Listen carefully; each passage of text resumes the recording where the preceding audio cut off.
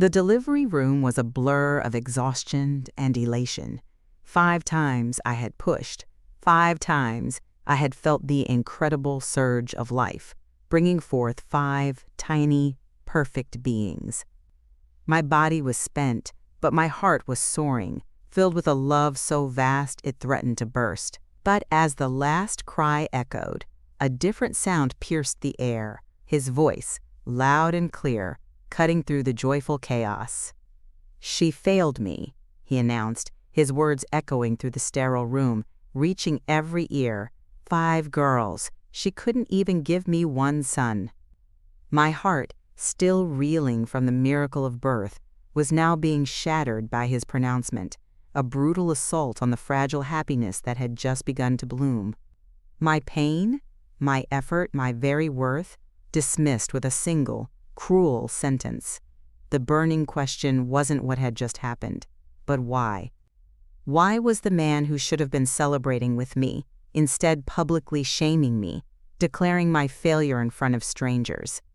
What monstrous disappointment, what profound misogyny could lead a husband to condemn his wife in the face of such innocent beauty? I stared at the faces of the nurses, their expressions a mixture of shock and pity, then at his retreating back, and a chilling realization began to dawn.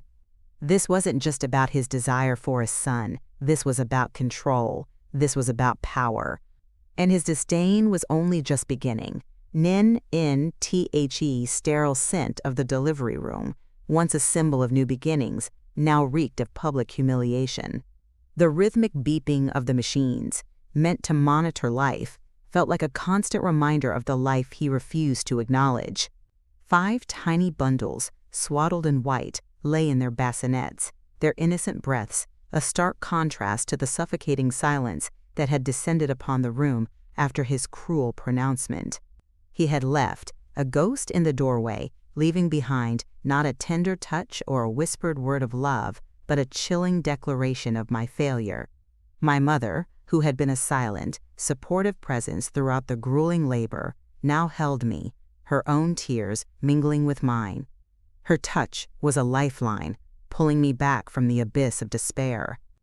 The nurses, their faces a mixture of pity and outrage, moved with a quiet efficiency, their hushed whispers a testament to the shock that permeated the room.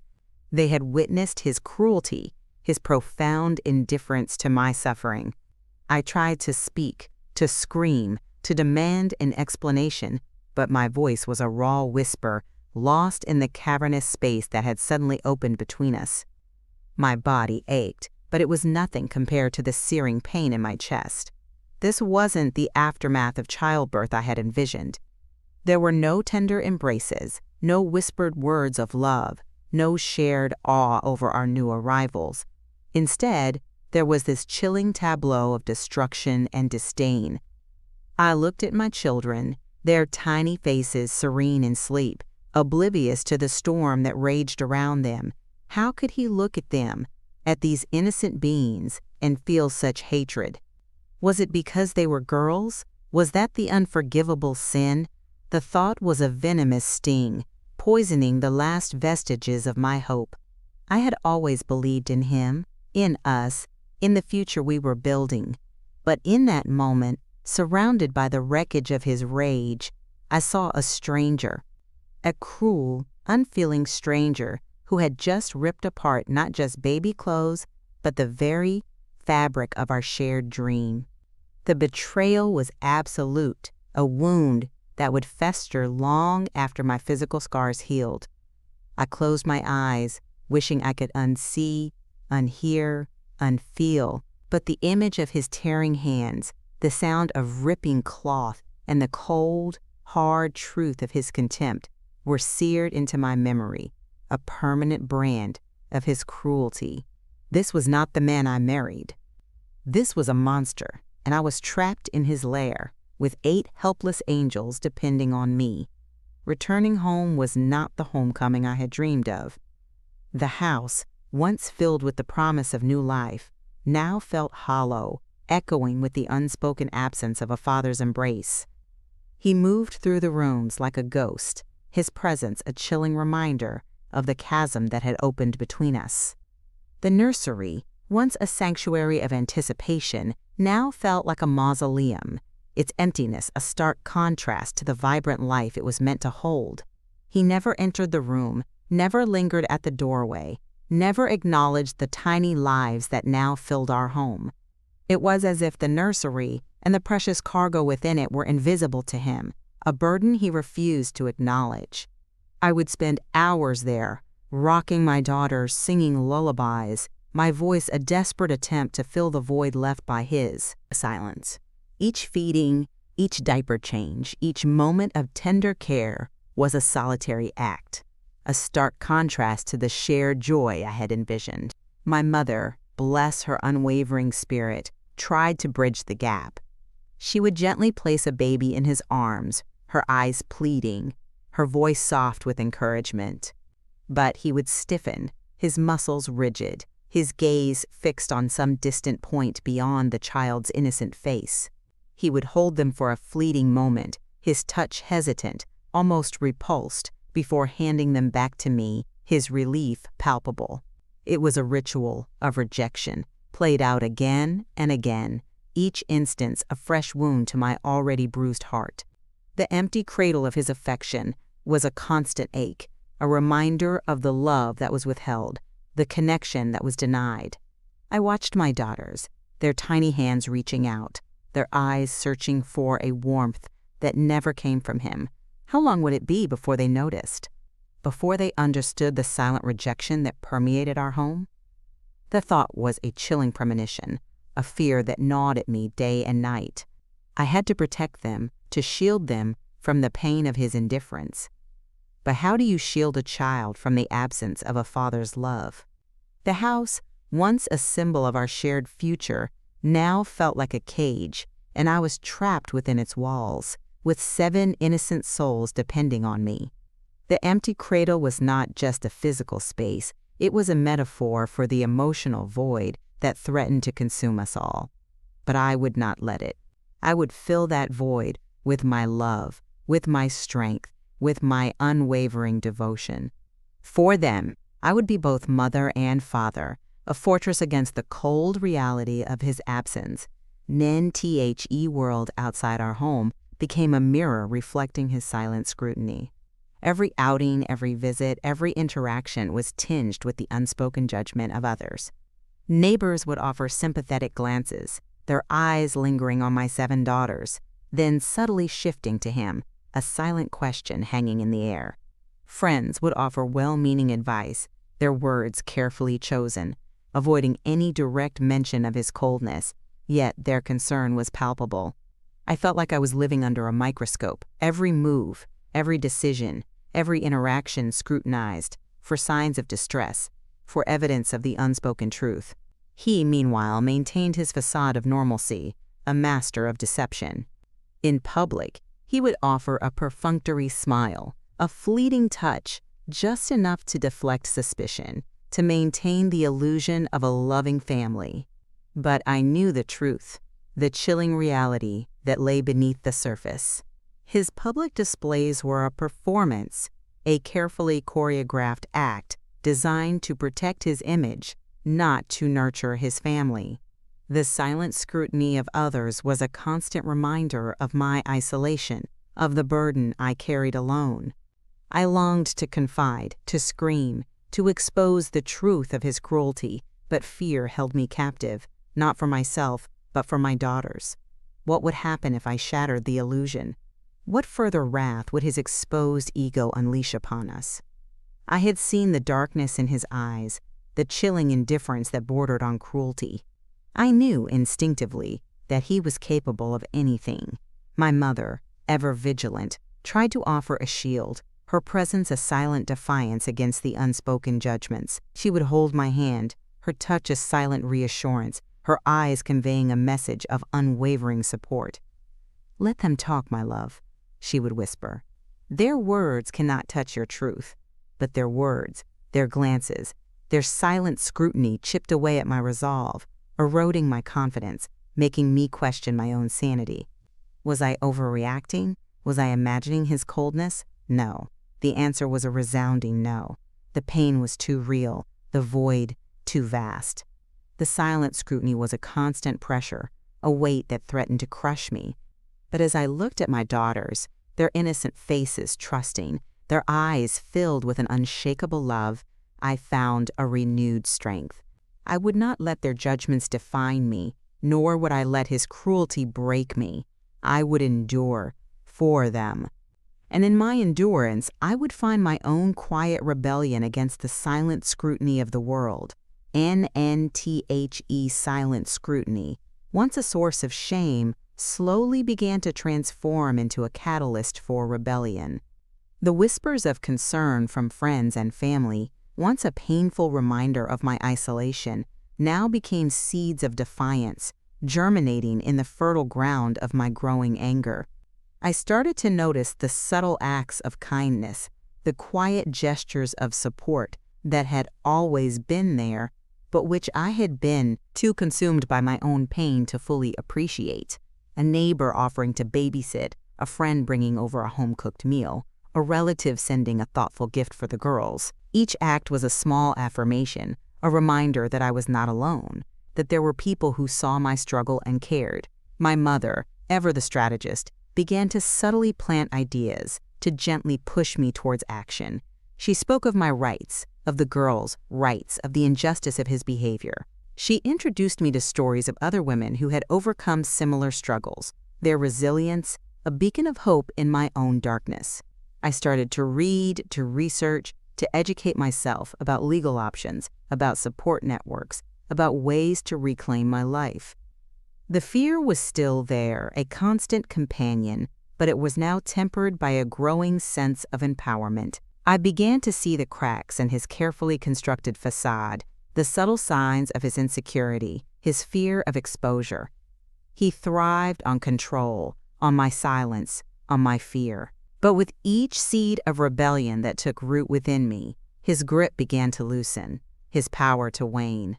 I started to speak up, subtly at first, then with increasing confidence. I would challenge his dismissive remarks, question his arbitrary rules, assert my own needs and the needs of my daughters. The change was imperceptible to him at first, a slow burn that he dismissed as postpartum hormones. But it was a fire, steadily growing, fueled by a righteous anger and an unwavering love for my children. The seeds of rebellion had been sown, and they were beginning to sprout, promising a harvest of freedom and justice. The path ahead would be fraught with challenges, but I was no longer walking it alone. I had an army of silent supporters and a growing strength within me that would not be denied. The rebellion had begun, and I was ready to lead it. NNTHE, seeds of rebellion, had blossomed into a full-blown determination, and the time had come for the unveiling of truth. The carefully constructed facade he had maintained for so long was about to crumble, exposed by the relentless light of reality. I had meticulously documented everything, every cruel word, every dismissive glance, every act of neglect. My mother, my unwavering ally, had helped me gather evidence, compiling a dossier of his indifference that was both heartbreaking and damning. We had consulted with lawyers, their faces grim as they absorbed the details of my living nightmare. They assured me that justice, though often slow, would prevail. The fear was still a cold knot in my stomach, but it was now overshadowed by a fierce resolve. This wasn't just about me. It was about my daughters, their right to a life free from the shadow of his rejection. The day I served him with the divorce papers was a blur of emotions. His face, usually so impassive, contorted into a mask of shock and disbelief, then quickly hardened into a familiar mask of rage. He tried to intimidate me, to threaten me, to remind me of his power. But I no longer cowered. I met his gaze, my own eyes reflecting a newfound strength, a quiet defiance that surprised even myself. The battle lines were drawn. He was the oppressor, and I, with my 7 innocent daughters, was the warrior. The legal proceedings began, a grueling process of depositions, hearings, and endless paperwork. He tried to discredit me, to paint me as an unstable, vengeful woman. He brought up old arguments, twisted my words, tried to undermine my credibility. But I held firm, my truth unwavering, my resolve unyielding.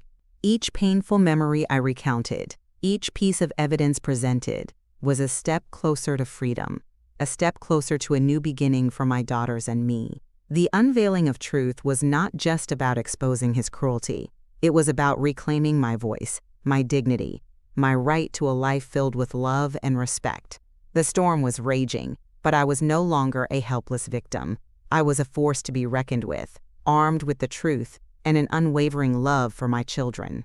And I knew, with every fiber of my being, that I would emerge from this stronger, more resilient, and ultimately free. An NTHE courtroom, a sterile arena of legal battles, became the stage for the verdict of the heart. He sat across from me, his face a carefully constructed mask of injured innocence, his eyes darting around, seeking validation, sympathy. But the truth, once unveiled, cast a long shadow over his carefully crafted lies. My lawyer, a beacon of unwavering resolve, presented our case with a quiet power that resonated through the room. She laid bare his chilling indifference, his profound rejection of his own daughters, his systematic emotional abuse. The testimony of my mother, my friends, and even some of his own relatives painted a damning picture of a man devoid of empathy, consumed by his own selfish desires. I testified, my voice clear and steady, recounting the painful details of his refusal to acknowledge his children, his refusal to carry them, his refusal to love them. I spoke of the silent suffering, the unseen burden, the empty cradle of his affection. My words were not filled with anger, but with a quiet sorrow, a profound disappointment that resonated with the judge, a woman whose eyes held a deep understanding. His lawyer, a slick, condescending man, tried to discredit me, to paint me as a bitter, vengeful woman. He twisted my words, questioned my motives, tried to undermine my credibility. But I held firm, my gaze unwavering, my truth undeniable. The judge listened intently, her expression unreadable, but I could feel the weight of her consideration, the gravity of her decision. The hours dragged on, each moment a test of endurance, a battle of wills. But through it all, I held onto the image of my daughters, their faces a constant reminder of what I was fighting for. The verdict, when it finally came, was not just a legal pronouncement, it was a verdict of the heart.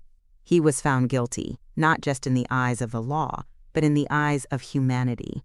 His lies were shattered, his cruelty exposed, his indifference laid bare for all to see. The reckoning was complete, and for the first time in a long time, I could breathe freely. The suffocating weight lifted from my chest. The battle was won, but the war for healing had just begun.